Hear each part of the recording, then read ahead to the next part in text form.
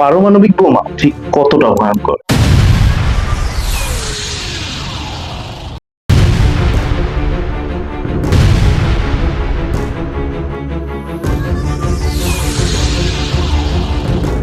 বাংলাদেশে কি পারমাণবিক বোমা তৈরি সম্ভব?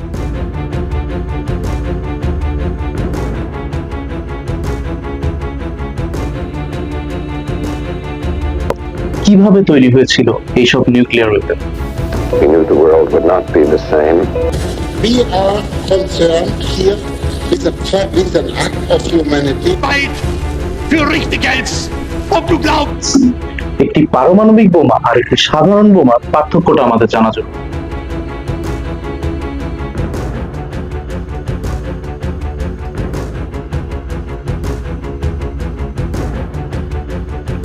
যেখানে একটি সাধারণ বোমা দিয়ে বড় জোর একটি দালানকে ধ্বংস করা পসিবল, ওইখানেই পারমাণবিক বোমা একটা গোটা শহরকে ধ্বংস করতে পারে।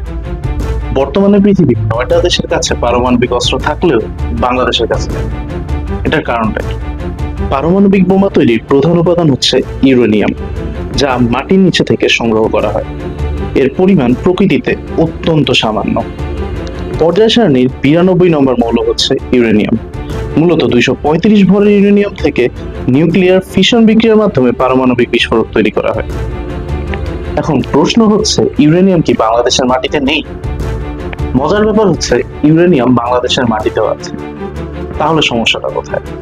বাংলাদেশের সিলেট ও মৌলভীবাজারের কিছু পাহাড়ি এলাকায় এবং ব্রহ্মপুত্র নদের চরে ইউরেনিয়াম সমৃদ্ধ বালুর সন্ধান পাওয়া গেছে। এছাড়া কক্সবাজারের সমুদ্র সৈকতেও জিরকন ও মোনাজি টাকুরিকের ভিতরেও ইউরেনিয়াম ও থোরিয়ামের উপস্থিতি শনাক্ত করা হয়েছে। কিন্তু সমস্যা হচ্ছে, পারমাণবিক বোমা তৈরির ক্ষেত্রে ইউরেনিয়ামকে হতে হবে 90%-এরও বেশি বিশুদ্ধ, যেটা বাংলাদেশের মাটিতে পাওয়া যায়।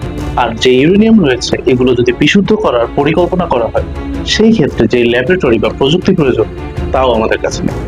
বাংলাদেশে মূলত রূপপুর বিদ্যুৎ কেন্দ্রে যে ইউরেনিয়াম ব্যবহার করা হয়, তা 3 থেকে 5% সমৃদ্ধ থাকে। ইভেন এগুলো সব আসে রাশিয়া থেকে। এছাড়াও পারমাণবিক বোমা তৈরিতে বাংলাদেশের আরেকটা বাধা হচ্ছে নিউক্লিয়ার নন প্রলিফারেশন চুক্তি। নিউক্লিয়ার নন প্রলিফারেশন চুক্তি বা পরমাণুর অস্ত্র অপ্রসার চুক্তি হলো বিশ্বব্যাপী পারমাণবিক অস্ত্রের বিস্তার রোধ এবং পারমাণবিক শক্তির শান্তিপূর্ণ ব্যবহার নিশ্চিত করার জন্য একটি আন্তর্জাতিক ঐতিহাসিক চুক্তি।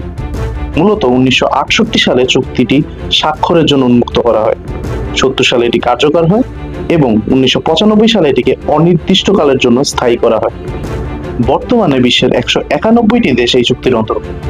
তাই যেহেতু বাংলাদেশ এই চুক্তি স্বাক্ষর করেছে, সুতরাং যদি কোনোভাবে বাংলাদেশ রাশিয়া থেকে পাওয়া সেই ইউরেনিয়াম গুলো, যা রূপপুর পারমাণবিক কেন্দ্রে ব্যবহার হচ্ছে, তা ইউজ করার চেষ্টা করে পারমাণবিক বোমা তৈরির জন্য, সেই ক্ষেত্রে বাংলাদেশ সব ধরনের পারমাণবিক সহায়তা হারাবে।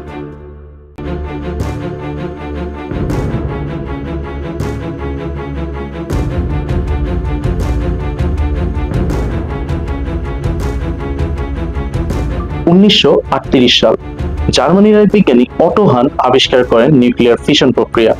সহজে বলতে গেলে ইউরেনিয়াম বা প্লুটোনিয়ামের পরমাণুকে ভেঙে একটি চেইন রিঅ্যাকশন তৈরি করা, যা থেকে প্রচুর শক্তি রিলিজ হয়। হিটলার এই প্রযুক্তির কথা জানতে পেরে সাথে সাথে তার বিজ্ঞানীদের বোমা তৈরির কাজে লাগিয়ে দেন। হিটলারের এই গোপন অভিসন্ধির কথা টের পেয়ে যান বিখ্যাত বিজ্ঞানী আলবার্ট আইনস্টাইন। 1939 সালে তিনি আমেরিকার প্রেসিডেন্ট ফ্র্যাঙ্কলিন ডি রুজভেল্টকে একটি চিঠি লেখেন। চিঠিতে বলা ছিল, হিটলার যদি এই বোমা বানিয়ে ফেলে, তবে তাকে যুদ্ধে হারানো অসম্ভব হয়ে পড়বে। মূলত তিনি ওয়ার্ল্ড ওয়ার 2 এর কথা বলছিলেন। চিঠি পেয়ে নড়ে চড়ে বসে আমেরিকা। 1942 সালে আমেরিকা, ইংল্যান্ড ও কানাডার বিজ্ঞানীরা মিলে অত্যন্ত গোপনে শুরু করে দ্য ম্যানহাটন প্রজেক্ট। আমেরিকা পারমাণবিক বোমা তৈরির জন্য এতটাই মরিয়া ছিল যে তাদের জিডিপির প্রায় 1% এই প্রজেক্টে খরচ করেছিল। আমেরিকার সিআইএ এজেন্টদের এরকমও নির্দেশ দেওয়া হয়েছিল, জার্মানির প্রধান বিজ্ঞানী হাইজেনবার্গ যদি বোমা বানানোর কাছাকাছি পৌঁছে যায়, তবে যেন তাকে হত্যা করা হয়। তবে শেষ পর্যন্ত আমেরিকার বিজ্ঞানী রবার্ট ওপেনহাইমার এবং তার টিম এই প্রজেক্টে সফল হন। প্রায় 1,30,000 মানুষের অক্লান্ত পরিশ্রমে 1945 সালের 16 জুন নিউ মেক্সিকোর মরুভূমিতে পৃথিবীর প্রথম সফল পারমাণবিক বোমা পরীক্ষা চালানো হয়। দ্বিতীয় বিশ্বযুদ্ধে জার্মানি যুদ্ধ থামিয়ে দিলেও জাপান যুদ্ধ থামাচ্ছিল না। ঠিক তখনই আমেরিকার বিজ্ঞানীরা লিটল বয় এবং ফ্যাটম্যান নামে দুটি পারমাণবিক বোমা জাপানের হিরোশিমা ও নাগাসাকিতে ফেলে। এছাড়াও এই প্রজেক্টে কাজ করা প্রত্যেকটি সায়েন্টিস্টের জন্য বানানো হয়েছিল একটি শহর, যেখানে তারা তাদের ফ্যামিলি নিয়ে থাকতো। এই ঘটনা নিয়ে ক্রিস্টোফার নোলান একটি মুভিও তৈরি করেন, যার নাম ছিল ওপেনহ্যামার। এমনকি 96তম অস্কারে তিনি এই মুভির জন্য বেস্ট ডিরেক্টর এবং বেস্ট ফিল্মে অস্কারও। দ্বিতীয় বিশ্বযুদ্ধের সময় হিটলারকে হারানোর জন্য আমেরিকা ও সোভিয়েত ইউনিয়ন একজোট হয়, কিন্তু আসলে তারা ছিল চরম শত্রু। মূলত আমেরিকান ম্যানহাটন প্রজেক্টের ভিতরেই লুকিয়ে ছিল সোভিয়েতের স্পাই ডেভিড গ্রিনগ্লাস এবং বিখ্যাত বিজ্ঞানী থিওডোর হাল। তারা আমেরিকার ইউরেনিয়াম এনরিচমেন্টের পদ্ধতি এবং নাগাসাকিতে ফেলা ফ্যাটম্যান বোমার হুবহু ব্লুপ্রিন্ট ও টেকনিক্যাল ডিটেলস সোভিয়েতকে পাস করে ফেলে। ফলস্বরূপ আমেরিকা যেখানে ভেবেছিল সোভিয়েত 1953 সালের আগে বোমা বানাতে পারবে না, ঠিক সবাইকে চমকে দিয়ে 1949 সালের ভিতরেই তারা বোমা বানিয়ে ফেলে। আপনি ভাবতে পারেন আমেরিকা আর ইংল্যান্ডের যেহেতু ফ্রেন্ডশিপ ভালো, তাহলে হয়তো আমেরিকা ইংল্যান্ডকে পারমাণবিক বোমা বানাইতে সাহায্য করছে, কিন্তু ঘটনা পুরাই উল্টা। 1940 সাল থেকে ব্রিটেন টিউবওয়েল নামে নিজস্ব নিউক্লিয়ার প্রজেক্টের গ্রাউন্ড ওয়ার্ক করছিল, কিন্তু বিশ্বযুদ্ধে ইংল্যান্ডের এত ক্ষয়ক্ষতি হয় যে তারা প্রজেক্টটি একা চালাতে পারছিল না। তাই 1943 সালে আমেরিকার সাথে কিউবেক চুক্তি করে, যার মাধ্যমে দুইটি প্রজেক্ট একসাথে মার্চ হয়ে ম্যানহাটন প্রজেক্ট রূপ নেয়। অর্থাৎ কথা ছিল ম্যানহাটন প্রজেক্ট সফল হওয়ার পরে আমেরিকা ইংল্যান্ডকে সব টেকনোলজি শেয়ার করবে, কিন্তু 1945 সালে সফল হওয়ার পরে আমেরিকা চুক্তিটি বাতিল করে নেয়। বন্ধু দেশের এই বিশ্বাসঘাতকতায় ক্ষুব্ধ হয়ে ইংল্যান্ড নিজেদের জোরে আবার কাজ শুরু করে। আর মজার ব্যাপার হচ্ছে পৃথিবীর সবচেয়ে বেশি ইউরেনিয়াম খনি তখন ব্রিটিশদের কন্ট্রোলে ছিল। তাই নিজেদের রিসার্চ কাজে লাগিয়ে 1952 সালে আফ্রিকার মন্টোবেলা দ্বীপপুঞ্জে ইংল্যান্ড তাদের প্রথম পরমাণু বোমার সফল পরীক্ষা চালায়। বিশ্বযুদ্ধের পর ফ্রান্স দেখে যে আমেরিকা, রাশিয়া এবং ইংল্যান্ড অলরেডি নিউক্লিয়ার পাওয়ার হয়ে গেছে। এই সুপার পাওয়ারদের ভিড়ে নিজেদের অস্তিত্ব টিকিয়ে রাখতে হলে তাদেরও পারমাণবিক অস্ত্র লাগবে। 1954 সালে ফ্রান্সের প্রধানমন্ত্রী PA Mendes France nuclear weapon তৈরির অনুমোদন দেন। ফ্রান্সের একটাই কন্ডিশন ছিল, তারা সোভিয়েত বা রাশিয়ার মতো কারো ফর্মুলা বা ব্লুপ্রিন্ট চুরি করবে না।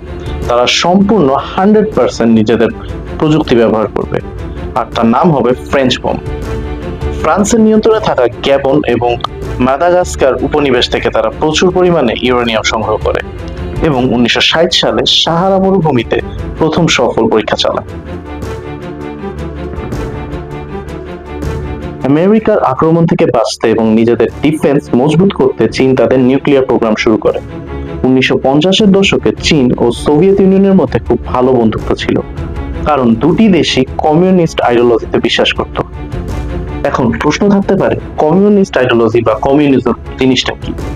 কমিউনিজম বা সাম্যবাদ হচ্ছে এমন একটি শ্রেণী ব্যবস্থা বা এমন একটি সমাজ ব্যবস্থা যেখানে শ্রেণীবিভেদ, ব্যক্তিগত সম্পত্তি এবং রাষ্ট্রীয় শোষণ থাকবে না। এর প্রধান বৈশিষ্ট্যগুলো হলো ব্যক্তিগত সম্পত্তির অবসান, অর্থাৎ এই ব্যবস্থায় কোনো জমি, কলকারখানা, ব্যাংক বা খনি কোনো একক ব্যক্তির মালিকানায় থাকে না। সব সম্পদের মালিক হবে পুরো সমাজ বা রাষ্ট্র। দ্বিতীয়ত, শ্রেণীহীন সমাজ। সমাজে ধনী, দরিদ্র, মালিক, শ্রমিক বা শোষক, শোষিতের কোনো ভেদাভেদ থাকবে না, সবাই সমমর্যাদা পাবে। তৃতীয়ত, যোগ্যতা ও প্রয়োজন অনুসারে বন্টন। ম্যাক্সিও তত্ত্ব অনুসারে এই ব্যবস্থার মূল বাণী হচ্ছে প্রত্যেকে তার সামর্থ্য অনুযায়ী কাজ করবে এবং প্রত্যেকে তার প্রয়োজন অনুযায়ী ভোগ করবে। সর্বশেষ, উৎপাদনের উপায়ের উপর যৌথ মালিকানা, অর্থাৎ কলকারখানা ও উৎপাদন ব্যবস্থার নিয়ন্ত্রণ থাকবে শ্রমিক তথা সাধারণ জনগণের হাতে, যাতে কেউই কারো শ্রম শোষণ না করতে পারে। তাই সোভিয়েত ইউনিয়ন ও চীনের ভিতর কমিউনিস্ট আইডিওলজিতে বিশ্বাস থাকার কারণে সোভিয়েত ইউনিয়ন চীনকে বিজ্ঞানী ট্রেনিং দেওয়া থেকে শুরু করে প্ল্যানিং, টেকনোলজি সবকিছু দিয়ে সাহায্য করছিল। কিন্তু 1959 সালের দিকে চীনের আগ্রাসী কমিউনিজমের সাথে সোভিয়েতের উদার নীতির ফাটল ধরে। সোভিয়েত ইউনিয়ন চীনকে বোমার মেইন ব্লুপ্রিন্ট দিতে পরিষ্কার মানা করে দেয় এবং প্রজেক্ট থেকে হাত গুটিয়ে নেয়। কিন্তু চীন দমে যায়নি, সম্পূর্ণ দেশীয় প্রযুক্তিতে তারা কাজ এগিয়ে নিয়ে যায়। ঠিক এই সময়ে চীনে এক বিশাল ইউরেনিয়াম খনির সন্ধান মেলে, যা তাদের প্রজেক্টকে বুস্ট করে দেয়। মাত্র 5 বছরের মাথায় 1964 সালের 16 অক্টোবর জিনজিয়াং প্রদেশের লোকনর টেস্টিং সাইটে চীন তাদের প্রথম সফল পরমাণু পরীক্ষা সম্পন্ন করে, যার নাম ছিল প্রজেক্ট 596। ইসরায়েল পৃথিবীর একমাত্র দেশ যারা আজ পর্যন্ত অফিসিয়ালি স্বীকার করেনি যে তাদের কাছে পারমাণবিক বোমা আছে, আবার কখনো তারা এই দাবি অস্বীকারও করেনি। 1960-এর দশকে ফ্রান্সের সাথে একজোট হয়ে ইসরায়েল নেগেভ মরুভূমিতে একটি সিক্রেট নিউক্লিয়ার ফ্যাসিলিটি বিল্ড করে। 1963 সালে আমেরিকার সিআইএ জানতে পারে যে ইসরায়েল গোপনে বোমা বানাচ্ছে। আমেরিকার তৎকালীন প্রেসিডেন্ট জন এফ কেনেডি ইসরায়েলকে তীব্র প্রেসার দেন তাদের সাইট ভিজিট করার জন্য। আন্তর্জাতিক চাপে ইসরায়েল আমেরিকার টিমকে ভিজিট করতে দিলেও তারা চতুরতার সাথে তাদের আন্ডারগ্রাউন্ড স্পটগুলো লুকিয়ে রাখে, ফলে আমেরিকান টিম সন্দেহজনক কিছুই খুঁজে পায়নি। ধারণা করা হয় 1967 সালে ইসরায়েল তাদের প্রথম টেস্ট সম্পন্ন করে, কিন্তু 1986 সালে পুরো পৃথিবী স্তব্ধ হয়ে যায় যখন মর্ডেকাই ভানুনু নামে এক ইসরায়েলি নিউক্লিয়ার টেকনিশিয়ান ইসরায়েলের সেই গোপন ডিমোনা প্ল্যান্টের ছবি এবং তথ্য মিডিয়ার কাছে ফাঁস করে দেন। ভানুনুর তথ্য অনুযায়ী ইসরায়েল গোপনে প্রায় 150 থেকে 200টি পরমাণু বোমা তৈরি করেছে। এই তথ্য ফাঁসের পর ইসরায়েলি গোয়েন্দা সংস্থা রোম থেকে এক নারী এজেন্টের মাধ্যমে ভানুনুকে ট্র্যাপ করে কিডন্যাপ করে এবং ইসরায়েল নিয়ে আসে। একদিকে চীন আর অন্যদিকে পাকিস্তান, দুই প্রতিবেশী শত্রুর মাঝে টিকে থাকতে ভারতের কাছে পরমাণু বোমা ছাড়া আর কোনো উপায়ই ছিল না। 1948 সালে বিজ্ঞানী হোমি জাহাঙ্গীর ভাবার নেতৃত্বে ভারতে পরমাণুর গবেষণা শুরু হয়। 1962 সালে চীনের সাথে যুদ্ধে হেরে যাওয়ার পর ভারত ডেসপারেট হয়ে ওঠে। তৎকালীন প্রধানমন্ত্রী জওহরলাল নেহেরু এবং হোমি ভাবা অত্যন্ত গোপনে এই প্রজেক্ট এগিয়ে নিয়ে যান। ইভেন ভারতের ডিফেন্স মিনিস্টারও এই ব্যাপারে জানতেন না। 1965 সালে অল ইন্ডিয়া রেডিওতে হোমি ভাবা বলেন, সুযোগ পেলে মাত্র 18 মাসে আমি ভারতকে পরমাণু বোমা দিতে পারি। কিন্তু এর 3 মাস পরে রহস্যজনকভাবে 1966 সালে 24শে জানুয়ারি প্লেন ক্র্যাশে হোমি ভাবা মারা যান।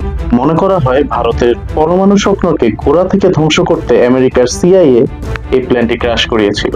কিন্তু 1974 সালের 18ই মে বুদ্ধ জয়ন্তীর দিনে রাজস্থানের পোখরানের মাটির নিচে ভারত প্রথম সফল পারমাণবিক পরীক্ষা চালায়।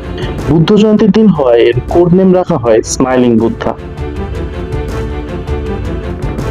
1971 সালে বাংলাদেশের কাছে যুদ্ধে পরাজয়, তারপর 1974 সালে ভারতের স্মাইলিং বুদ্ধা টেস্ট, সব মিলিয়ে পাকিস্তান তীব্র নিরাপত্তাহীনতায় ভোগে। পাকিস্তানের প্রধানমন্ত্রী জুলফিকার আলী ভুট্টো তখন হুঙ্কার দিয়ে বলেছিলেন, প্রয়োজনে আমরা ঘাস খেয়ে থাকবো, না খেয়ে মরবো, তবুও পরমাণু বোমা বানাবো। পাকিস্তানের এই প্রজেক্টের হাল ধরেন ডক্টর আব্দুল কাদের খান। তিনি নেদারল্যান্ডসের একটি নিউক্লিয়ার প্রজেক্টে কাজ করার সময় সেখান থেকে অত্যন্ত গোপনে গ্যাস সেন্ট্রিফিউজ টেকনোলজি চুরি করে পাকিস্তান নিয়ে আসেন। এই প্রজেক্টের পাকিস্তানকে সবচেয়ে বেশি হেল্প করে চীন। চীন ভারতকে কাউন্টার করার জন্য পাকিস্তানের হাতে বোমার ব্লুপ্রিন্ট, টেকনোলজি ও ম্যাটেরিয়াল তুলে দেয়। চীন ও পাকিস্তানের এই কোলাবোরেশন আমেরিকার সিআইএও টের পায়নি। অবশেষে 1998 সালের মে মাসে ভারত যখন দ্বিতীয়বার পরমাণু পরীক্ষা করে, তার ঠিক 15 দিন পর 28 ও 30 মে বালুচিস্তানের চাগাই পাহাড়ে পাকিস্তান মোট 6টি সফল পরমাণু পরীক্ষা চালিয়ে অফিসিয়ালি মুসলিম বিশ্বের প্রথম পরমাণু শক্তিধর দেশ হয়ে ওঠে। উত্তর কোরিয়ার ফাউন্ডার কিম ইল সুং নিজেদের ক্ষমতা টিকিয়ে রাখতে এবং আমেরিকা ও দক্ষিণ কোরিয়ার থ্রেট থেকে বাঁচতে পরমাণু বোমাকে হাতিয়ার হিসেবে বেছে নেন। প্রথমে সোভিয়েত ইউনিয়নের হেল্প নিয়ে পিচফুল রিসার্চ সেন্টার খুললেও তারা গোপনে ইউরেনিয়াম এনরিচমেন্টের কাজ চালিয়ে যাচ্ছিল। 2002 সালে আমেরিকা এই চুরির কথা জানতে পেরে উত্তর কোরিয়ার সাথে সব ধরনের চুক্তি বাতিল করে। উত্তর কোরিয়া দমে না গিয়ে তাদের কাজের স্পিড আরো বাড়িয়ে দেয় এবং এখানে তাদের সবচেয়ে বড় সাহায্যকারী ছিল পাকিস্তান। পাকিস্তানের দেওয়া টেকনোলজি ও ব্লুপ্রিন্ট ব্যবহার করে 2006 সালে উত্তর কোরিয়া তাদের প্রথম পরমাণু পরীক্ষা চালায়। প্রথম টেস্টটি পুরোপুরি সফল না হলেও এরপর 2009 থেকে 2017 সালের মধ্যে তারা মোট 6টি পরীক্ষা চালায়। 2017 সালের 3রা সেপ্টেম্বর তারা তাদের ইতিহাসের সবচেয়ে শক্তিশালী হাইড্রোজেন বোমার সফল পরীক্ষা সম্পন্ন করে পৃথিবীকে কাঁপিয়ে দেয়। আজ এই পর্যন্তই। আবার হয়তো আসবো নতুন কোনো ঘটনা নিয়ে, নতুন কোনো দিনে। ভালো থাকবেন।